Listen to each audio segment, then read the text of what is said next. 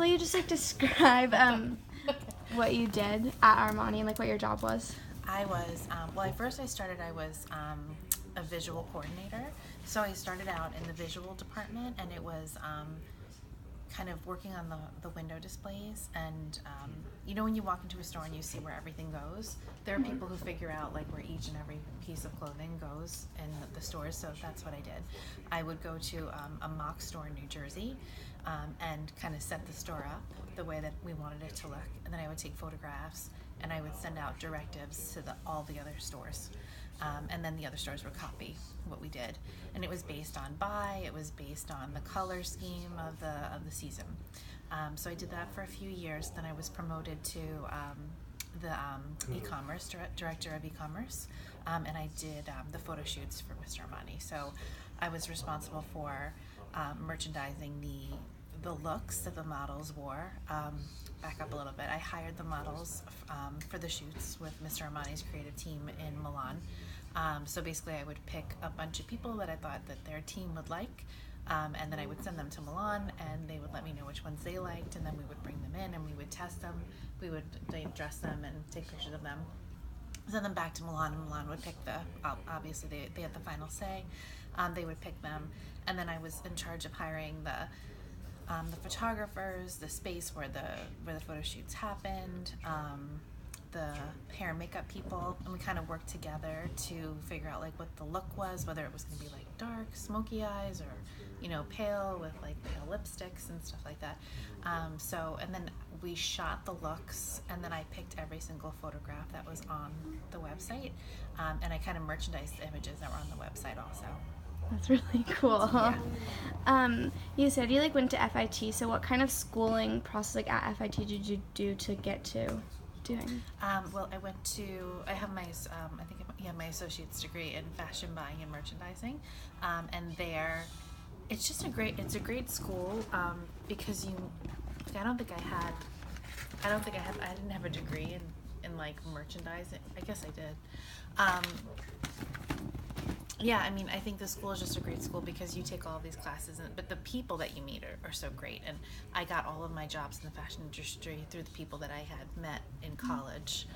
So you take like color theory classes, you take merchandising classes, you take buying classes, and the teachers are mostly industry people, so they kind of tell you stories, and it's kind of like a real working live, sort of like a deep, like they just throw you into like the whole industry, and someone's always looking for an intern or, you know, your first big job. So it was a good school to go to for fashion. Is the application process like how does that differ from like normal schools? Well, when I went, it was a long time ago. It was probably like 25 years ago. I had to fill out an application, but then I also had to do was it a book? I think it was a book. So they give you guidelines of what they're like, a portfolio. Yeah, so I had to create a portfolio. Okay, cool. Yeah. So what challenges have you faced in your career path, and do you have any challenges that specifically affected you as a woman? Yes. I think I look very young. I'm not. I'm 42 years old, but I look like I'm much younger. And when I was younger, I looked even younger. And I think that I definitely got passed over for promotions, and because of the way that I looked, because I was really young, and I'm not vain or anything, but I was attractive, and I was very young, and people didn't necessarily take me very seriously at a first glance when they started talking to me, and they saw that I was educated and I had a good head on my shoulders, and they were like, oh, who's this person? You know, but I definitely was passed on certain jobs, and because of the way that I looked, because I looked so young. Yeah. And you said you worked for Armani and everything, and was it like a male-dominated job kind of, or did you ever feel like that challenged you at all? It was all gay men and older women that were not married, so there weren't any straight men that worked in that industry.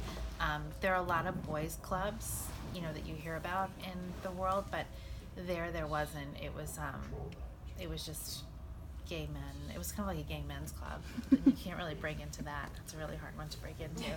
But no, I never felt, I always felt empowered being a woman. I always worked for very strong women. So I think that also had something to do with it. I didn't work for a man until much later in my career. So I was really fortunate to work for some really strong, powerful women. Sorry. So why did you decide to like switch out of the fashion industry? Because it was very cutthroat, and it was very, there wasn't any work-life balance. When I was doing those photo shoots, I would work from very early in the morning till very, very late at night. I had deadlines that you couldn't wait until tomorrow or an hour to finish, like they had to be hit. And when I was in merchandising, before I got promoted to that position, you do that at night. So you would have to work all day, and then when the store closed at night, that's when you re-merchandise the store, because you don't want to displace business. And then you would be expected to be back at the office that day, later that day, for like a meeting. And if you weren't, everyone else was, so you kind of had to go.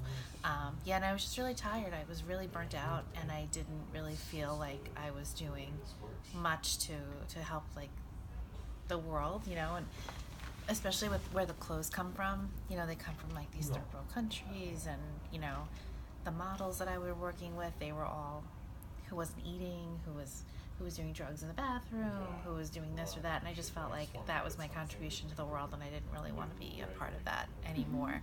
Because they would brag that they found like a village in China to sew on sequins for like less than a penny a day, and I just couldn't do it anymore. So I miss it very much, but it was just not a healthy work environment. Yeah. For someone who was a healthy person. In high school, did you work like any jobs that helped you like learn skills that you use later on? I always worked in retail. So I think my first job was, I don't think it's in business anymore, it was called Learner. And then I worked at the Gap. So yeah, I learned how to fold at the Gap. I still fold my clothes like the way that I learned at the Gap. That's actually helpful though, because whenever my mom tells me to fold clothing, I don't know how to do it correctly. It's an art, and the Gap actually has these boards that they use, but once you get good, you don't need to use the boards anymore. So yeah, I think my retail experience definitely helped me with the merchandising aspect of it. And did you always know that you wanted to go into a more creative field? No, I didn't even know I wanted to go to college. One of my guidance counselors kind of made me said, "You have to go to college. Everyone's going to college." It wasn't like a big thing in my house. Like it sounds crazy, but it wasn't really brought up for whatever reason. My parents didn't go to college. None of the people in my family went to college. But then it was one of my English teachers actually was the one who found FIT for me. So I actually had a great mentor. He was one of my English teachers, and he kind of narrowed it down, because I really wasn't interested in anything but shopping. And clothes. I was like a typical teenager, and so that's how that came about. And I loved it. How did you?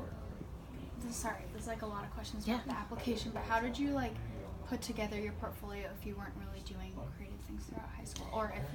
Because I was applying for the business. So in FIT, there's two different kinds of programs that you can go to. There's the business aspect, and then there is like if you're a designer. So the designer part I didn't do. So like that, I guess you'd have to collect over time. But the business part of it, it was just different. I don't know. It was something that I put together, and I'm not talented with. I can't sew or make a fabric, or make a pattern or anything like that. So yeah, there's the two different. Parsons is the same way. I think they have a business side, and then they have a creative side. Right, that's cool. Okay. Yeah. Do you guys have any other questions? No.